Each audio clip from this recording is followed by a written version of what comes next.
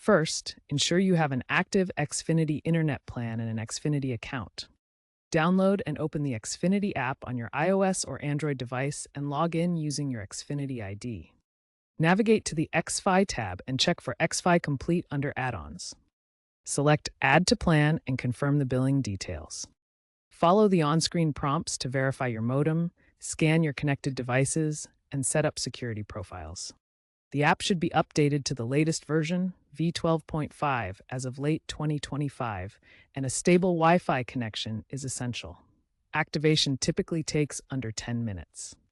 If activation fails, try clearing the app's cache or resetting your modem.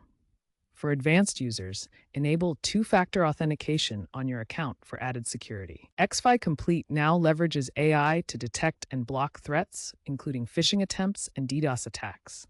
It integrates with smart home ecosystems, offering parental controls for devices like smart TVs and gaming consoles with real-time monitoring. The service protects over 50 million devices nationwide, and activation is streamlined via the app, eliminating the need for additional hardware.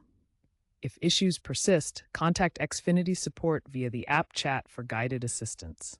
The service provides holistic home ecosystem protection, offering a user-friendly approach to cybersecurity.